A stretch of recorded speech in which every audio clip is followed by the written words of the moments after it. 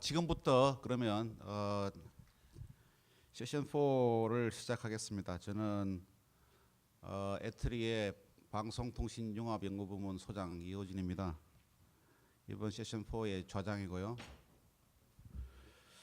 이번 세션은 뭐 책자에 보시는 바와 같이 이제 아침부터 스마트 TV에 대해서 이야기를 많이 했습니다만, 특히 이제 최근에 그 클라우드가 이제 스마트 TV와 결합해서 새로운 형태의 서비스, 그리고 클라우드를 도입함으로써 새로운 형태의 단말, 이게 최근에 이슈이기도 하고, 또 앞으로 이 방향으로 뭔가 비즈니스가 활발하게 이루어질 것이다, 이런 토론이 많이 있습니다. 그래서 오늘 전문가 세 분을 모시고 초청해서 듣고 질의응답하는 시간을 갖도록 하겠습니다. 먼저 세 가지 지금 주제는 스마트 TV 앤 클라우드 컴퓨팅 파트가 있고요. 그 다음에 클라우드 방송 및 응용 서비스를 위한 가상화 플랫폼 기술, 그리고 이제 다음 TV에서 나와서 이 백투더퓨처 TV, 이 세 가지 주제를 가지고 여러분 같이 토론하도록 하겠습니다. 먼저 첫 번째 강연은 건국대 이한규 교수님 모시고 스마트 TV 앤 클라우드 컴퓨팅 The Present and Future, 보시는 바와 같이 강연을 듣도록 하겠습니다. 자, 우리 이한규 교수님을 모시겠습니다. 예, 박수로 환영해 주시기 바랍니다. 이한규 교수님은 지금 건국대 인터넷 미디어 공학부 부교수이시고요. 그리고 지경부에서 하는 그 Center for Social Media Cloud Computing 센터장을 맡고 계십니다. 우리 시작해 주십시오. 네. 예, 감사합니다. 건국대 이한구입니다. 예, 제 오늘 주제는 작년에도 제가 여기 초청을 받아가지고 그 강연을 했었었는데 결국 그렇게 크게 벗어나지는 않을 거예요. 근데 작년에 오셨던 분들도 뭐 지루하지는 않으실 테니까 잘 들어주시기 바랍니다. 주제는 뭐 스마트 TV하고 클라우드 컴퓨팅에 대해서 말씀을 드릴 건데, 이제 뭐 우리가 2010년도부터 지경부에서 이제 센터를 맡아가지고 제가 이제 시작을 했는데, 그때까지는 지경부에다가 이제 그 수요조사서 같은 거를 낼 때 클라우드 컴퓨팅이 도대체 뭐냐라고 몰랐었는데, 이제는 많은 분들이 감사합니다.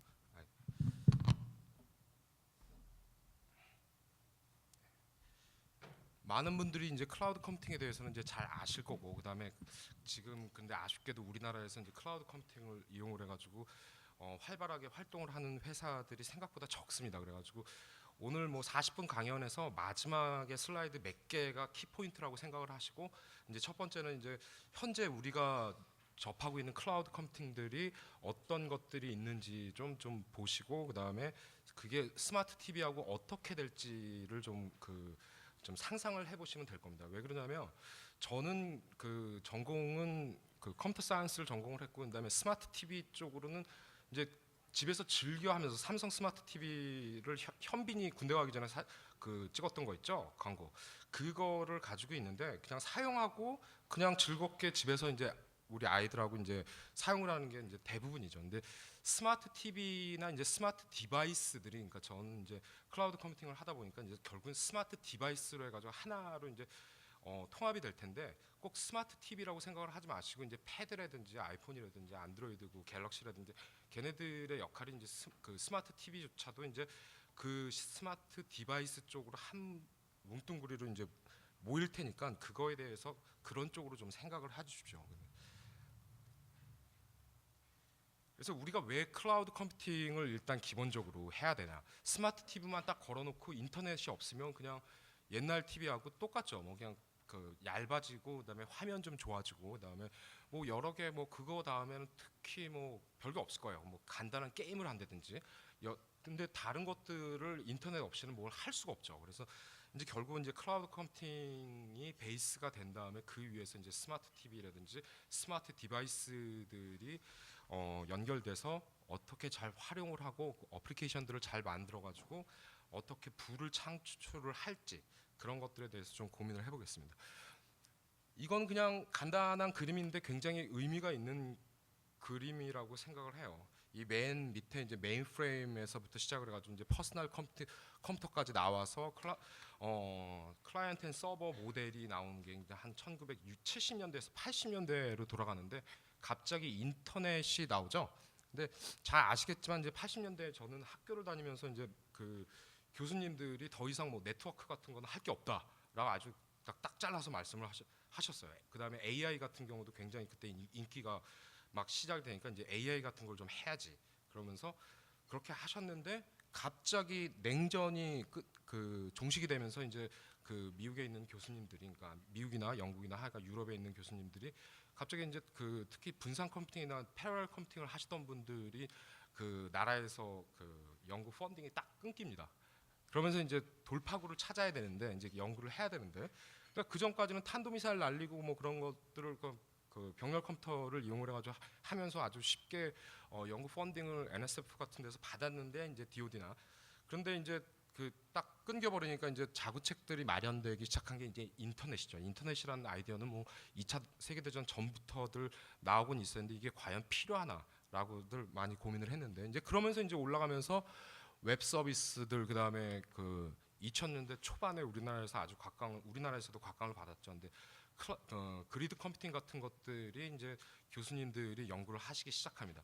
그러면서 이제 쭉 와서 이제 클라우드로 왔는데 그럼 결국은 지금 제가 연구를 해도 그리드 컴퓨팅하고 클라우드 컴퓨팅하고 베이스에 우리가 그 플랫폼 입장에서 보면 그렇게 차이는 안 나요. 뭐가 다르나? 자신 있게 얘기할 수 있는 건 뭐냐면 결국은 연구자들 입장에서 즉 회사들 입장에서는 별로 다른 게 없어요. 근데 클라우드 컴퓨팅은 학교에서 연구하기 전에 벌써 회사들이 뛰어듭니다. 이게 돈이 될 것 같거든요. 근데 그리드 컴퓨팅 할 때는 회사들이나 그런 쪽에서 그렇게 많은 투자를 안 합니다. 그래서 이게 분명히 돈이 될 것 같은 느낌이 여러 사람들이 이제 받기 시작한 거죠. 그래서 이제 패러다임 시프팅 얘기가 나오는데 아까 메인프레임을 생각할 때 보면은 그 그냥 집에서 아니면 동네에서 물레방아 같은 거 돌려가지고 그 힘으로 전기를 만들든지 아니면 밀을 빠든지 뭐 이런 걸 하다가 전기를 만드는 것 같은 경우는 이제 하나의 그리드 파워 플랜트 같은 데서 전기가 이제 공급이 되기 시작하죠. 이제 스마트 그리드 쪽으로도 이제 발전이 되고요. 이제 그것들이 이제 우리 컴퓨팅 쪽에다가도 좀 해보자. 그러면서 뭐냐면 그 처음에 메인프레임으로 있던 거를 우리가 80년대나 90년대 때는 뭐 파일 시스템이나 OS 같은 걸 배울 때 이제 교수님들이나 뭐 연구자들 입장에서 생각할 때 이거를 분산을 시키자, 막 이렇게 분산을 시키자고 해놓고 다시 클라우드 컴퓨팅을 하면서 한 곳으로 데이터 센터를 모입니다.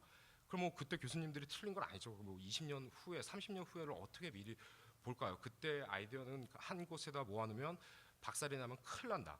그러니까 올해 같은 경우도 굉장히 많은 일들이 있었는데 그 미국 같은 데서도 데이터 센터가 하나가 망가지면서 그 페이스북이라든지 아니면 뭐 포스퀘어 같은 것들이 뭐 일주일 가까이 서비스가 불통까지는 아닌데 굉장히 힘들었고 그런 일들이 실제로 생깁니다.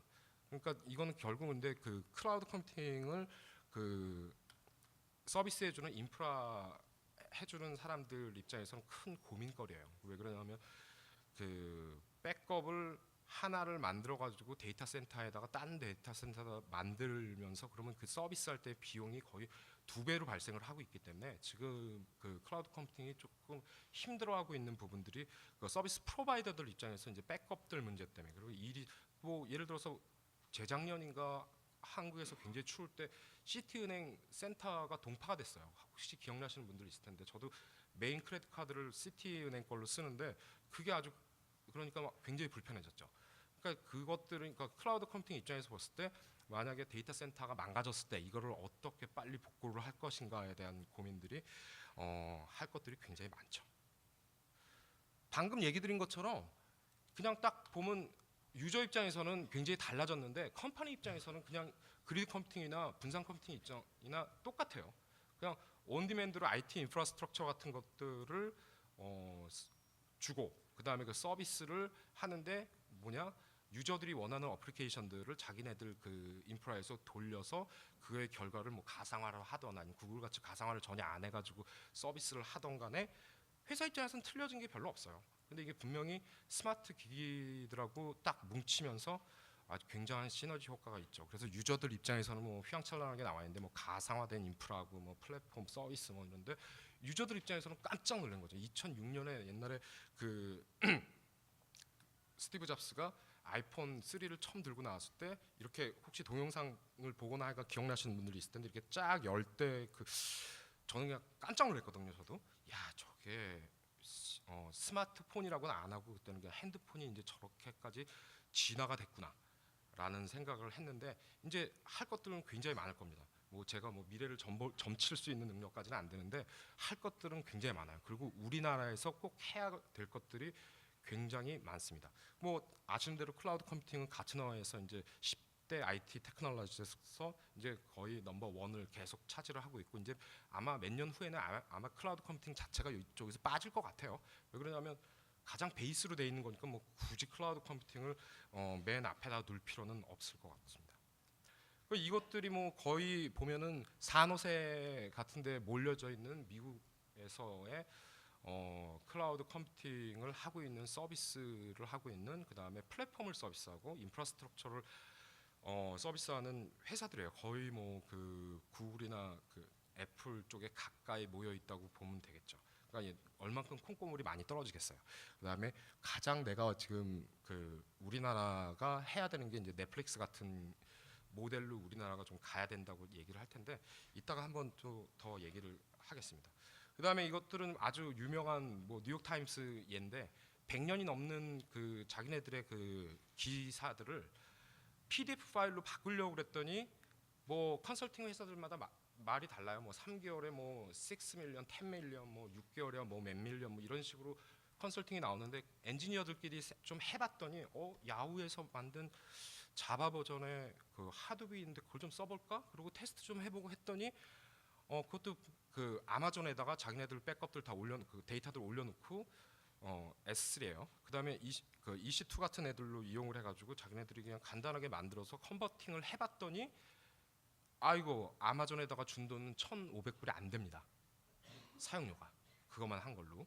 그러니까 이게 그때부터 이제 그다음에 뉴욕 타임스가 이제 그다음에 이제 그 오바마 대통령 선거 때나 그럴 때 우리나라 같은 경우는 그 별로 이렇게 아주 그 빵빵한 그 서버를 사용을 안 해도 뭐 예를 들어서 선거 때 조선일보라든지 뭐 경향신문이라든지 중앙일보라든지 그런 데서들 다 이제 결과를 실시간으로 알려주는데 그냥 5천만 명이 중에 뭐 아이들 빼고 뭐 한 반 이상은 관심이 있더라도 그거 처리 충분히 하거든요. 근데 미국 대통령 같은 경우는 전 세계에 관심이잖아요. 그러니까 걔네들을 실시간으로 서비스를 할 때 NBC, ABC나 그 CBS 같은 애들보다 훨씬 더 공신력 있게 뉴욕 타임스에서 하드를 이용을 해가지고 실시간으로 그 서비스를 하는데 굉장히 매끄럽게 했습니다. 그래서 한동안은 아마존을 잘 이용을 해가지고 뉴욕 타임스가 그 클라우드 서비스에 거의 뭐 최고봉이다라고까지도 얘기를 했었던 적이 있죠. 이제 뭐 지금은 뭐 그렇게까지는 얘기는 안 하는데.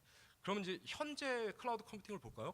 지금 말할 것들은 그 구글이라든지 뭐 페이스북, 트위터 그런 거 다 아시는 거예요. 그거 클라우드 컴퓨팅 하고 있는 거 누구나 다 알죠. 근데 우리 조금 각도를 좀 뭐라 그럴까요? 그 각도를 좀 꺾어가지고 좀 생각을 해보죠. 뭐 또 스티브 잡스 얘기가 나오는데 구글이 굉장히 많은 프로젝트를 하고 있어요.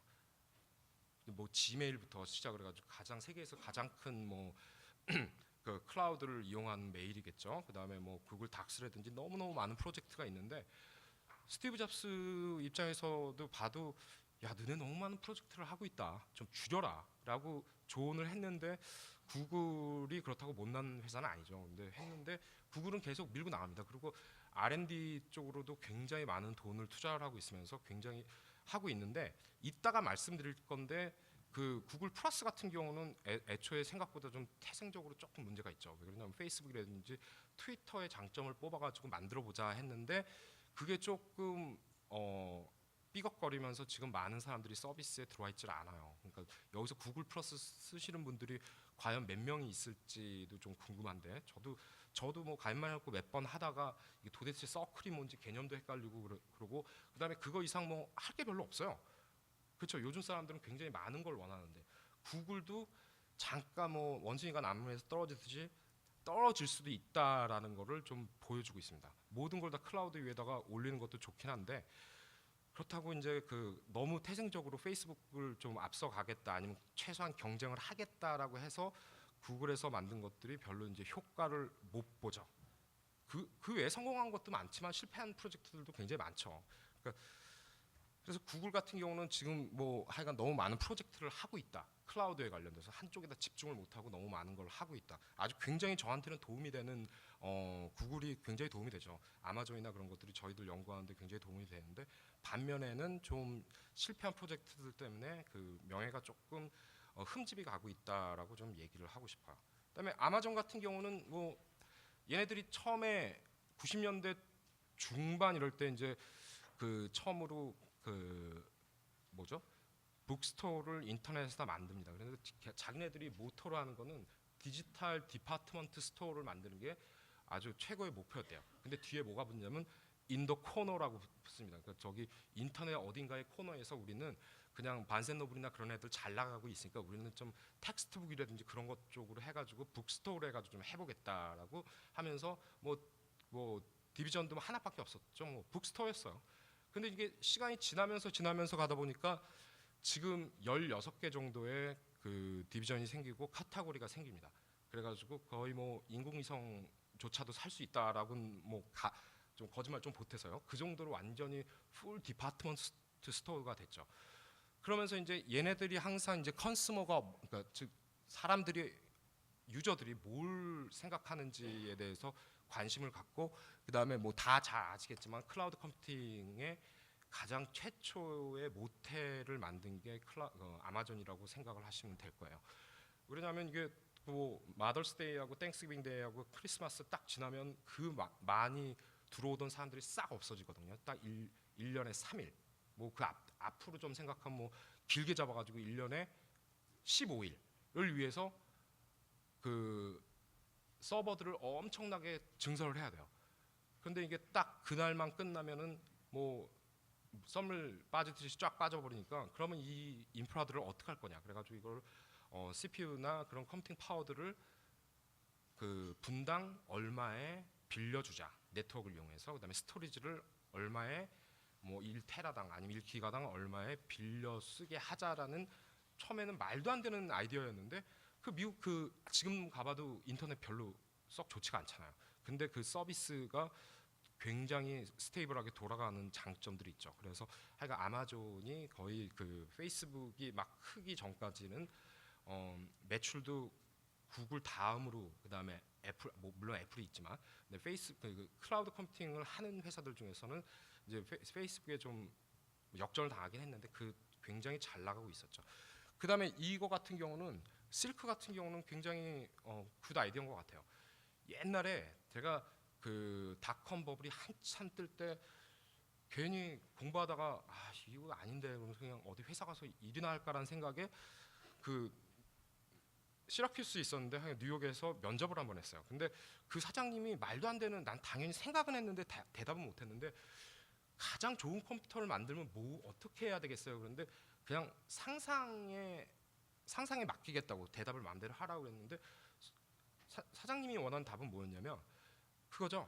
무한대의 메모리를 가지고 있는 컴퓨터가 최고의 컴퓨터다. 결국 CPU가 아무리 빨라봤자 메모리 없으면 뭐 말짱 뭐 도루묵이니까 메모리가 큰 거를 그런 얘기를 했거든요. 속으로 나도 비웃었죠. 근데 이게 무슨 소리를 하는 거야 막 이러고 했는데 결국 그 회사도 안 갔죠. 그리고 계속 공부를 하긴 했는데 이 실크가 웹브라우저인데 자기네들 클라우드를 프락시로 쓰는 즉 거의 무한대의 캐시를 가지고 올 수 있는 브라우저입니다.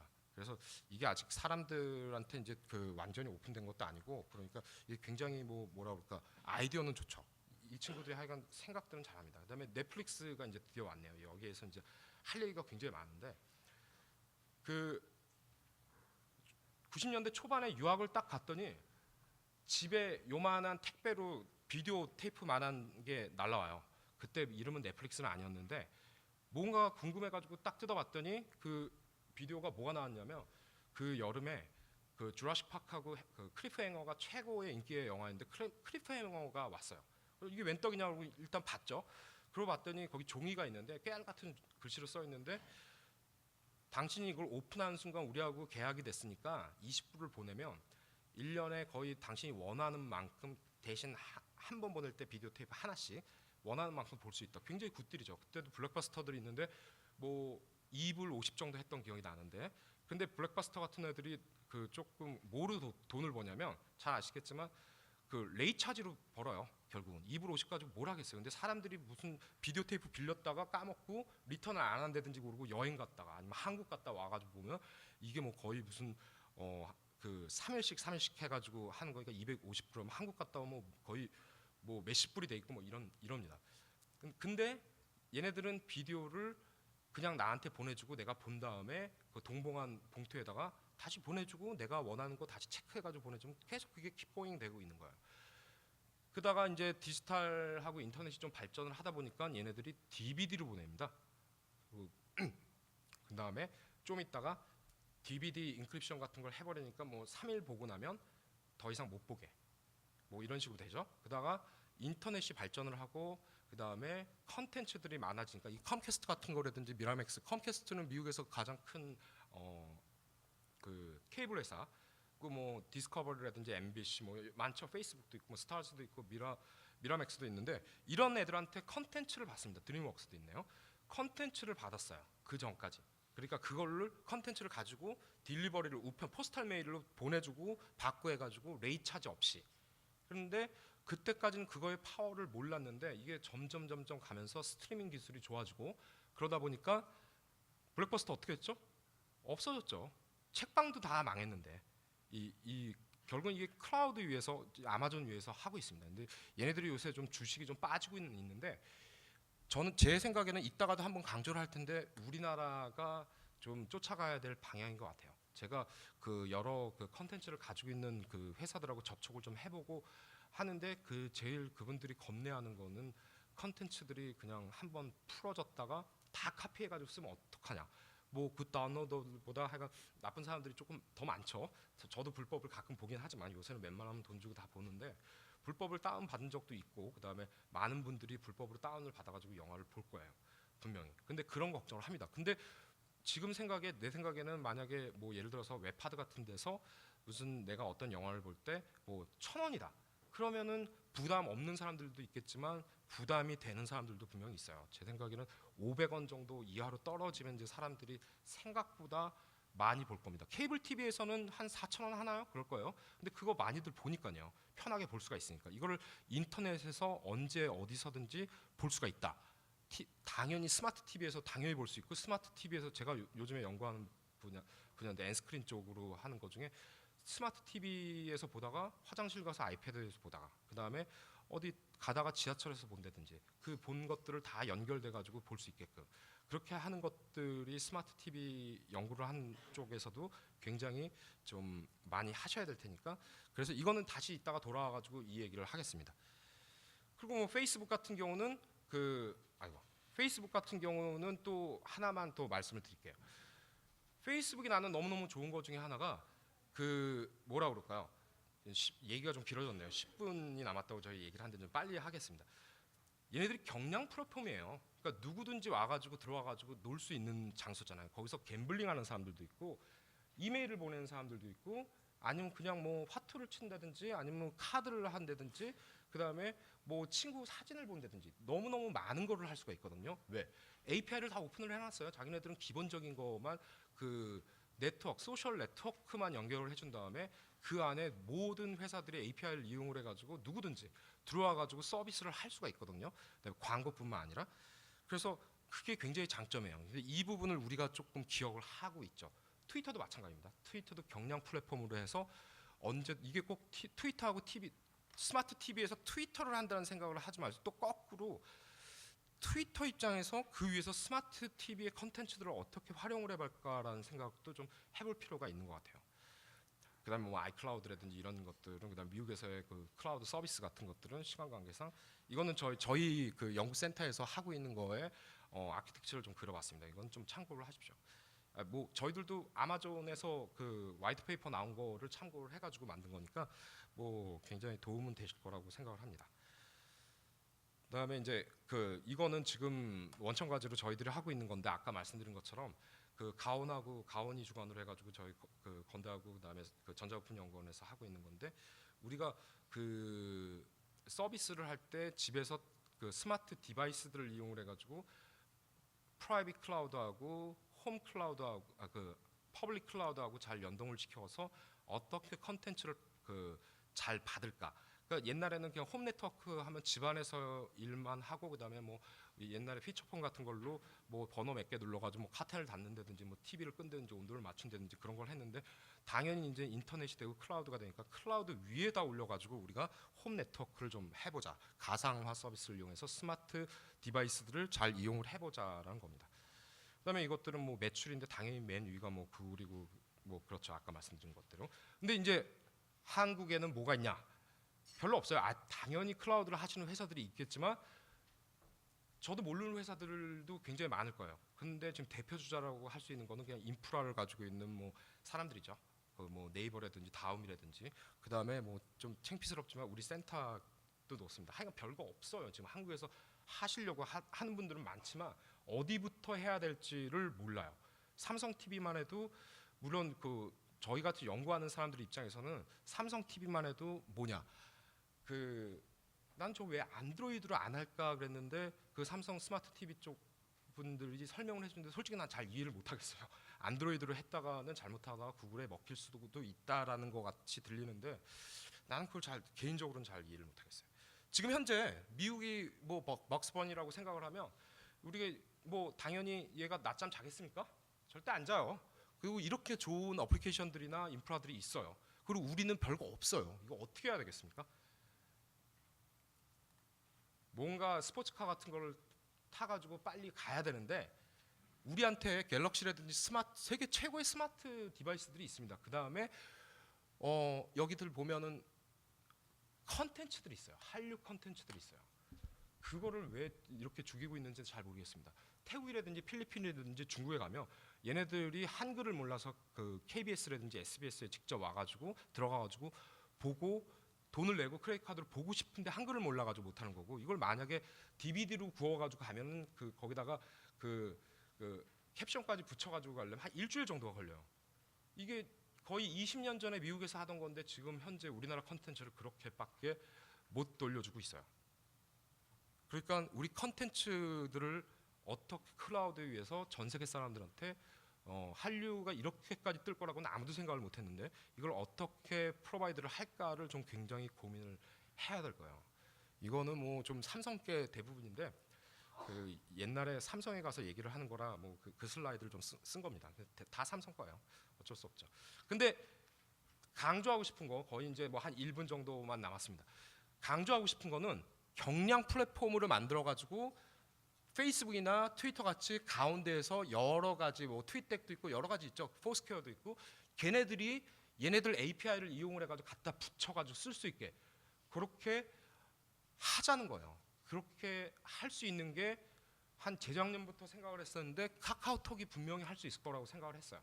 근데 조금 내가 생각하는 거하고는 좀 다르지만 API를 완전히 오픈한 건 아니고 이 친구들이 상고처를 해가지고 뭐 드래곤 플라이트를 갖다 붙였다라든지 그다음에 애니팡 같은 거 히스토리는 어떻게 되는지는 저도 개인적으로 모르겠지만 이런 서비스를 하기 전에 만든 슬라이드예요. 이거 이렇게 해야 된다. 카카오톡도 이런 식으로 그랬는데 드디어 서비스를 하기 시작했어요.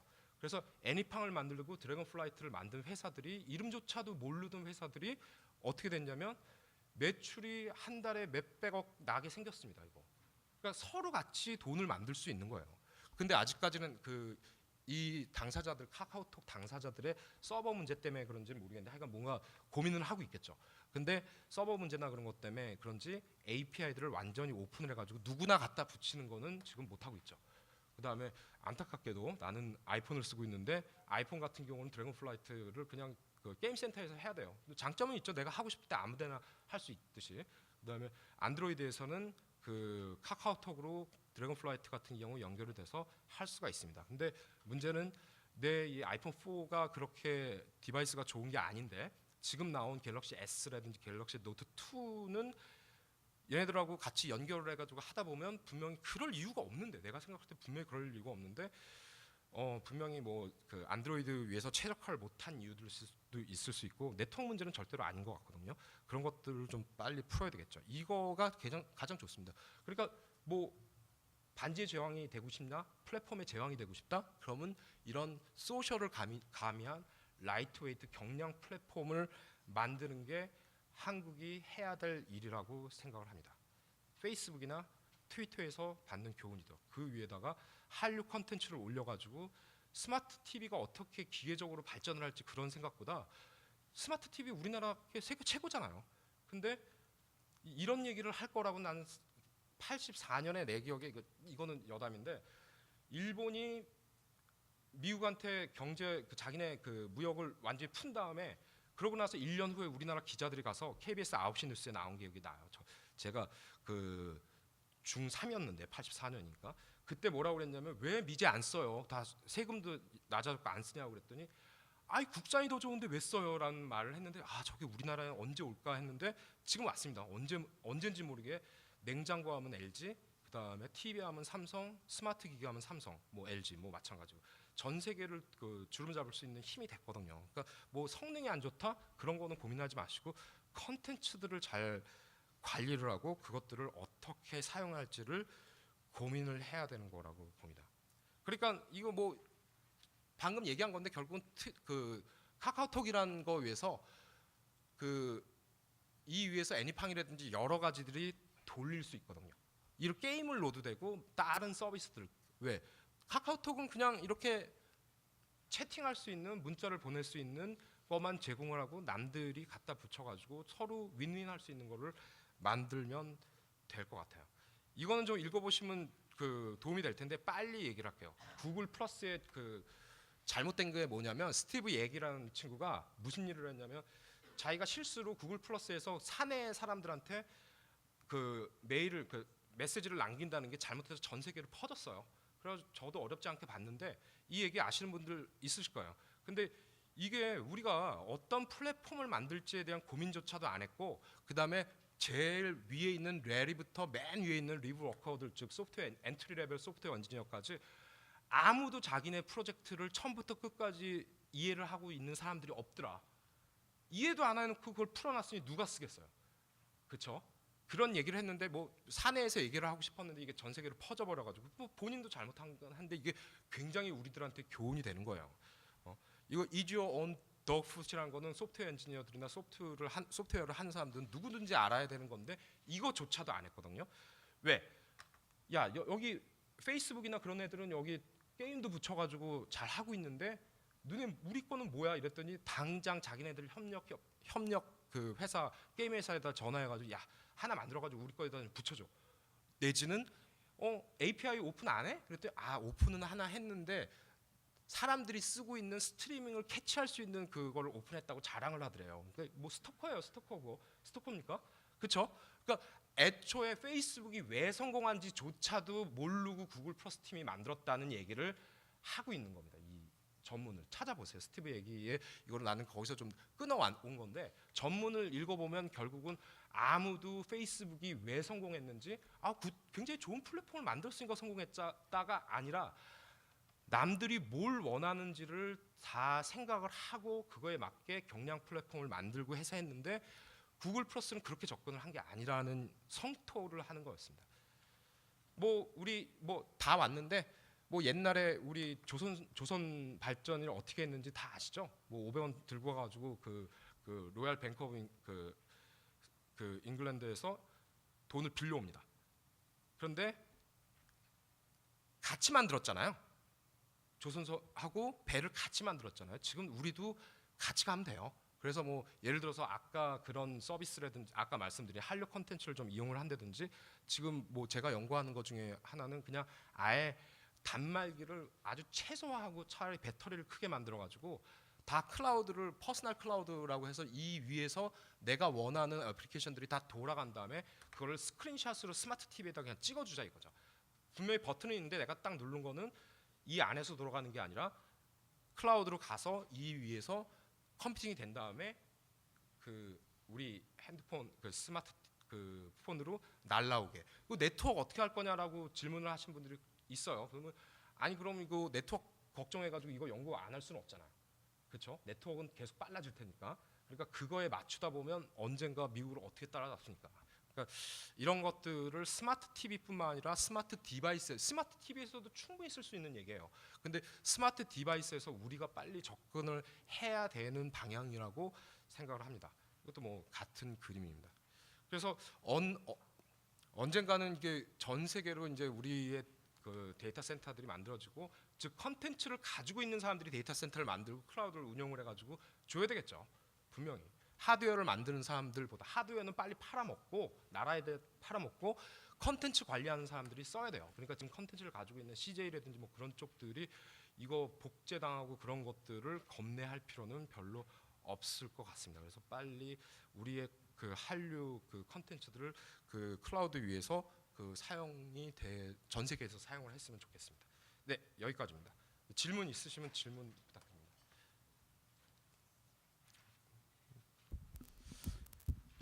예, 클라우드에 대해서 잘 설명을 하신 것 같습니다. 특히 이제 아마존이나 뭐 넷플릭스, 구글에 대해서 하고 한국에서는 어떻게 해야 되는지에 대해서도 한류 콘텐츠라든지 뭐 경량 터미널이라든지 이렇게 힌트를 주셨습니다. 혹시 질문 있으시면 받겠습니다. 질문. 그 맨 앞에 보면 저 그 이메일도 있고 그다음에 트위터 주소도 있으니까 만약에 질문이 있으시다고 그러면 언제든지 뭐 저한테 그렇게 연락을 하셔도 되고요. 그다음에 다음 연사분을 위해서 하여간 여기서 마치겠습니다. 감사합니다.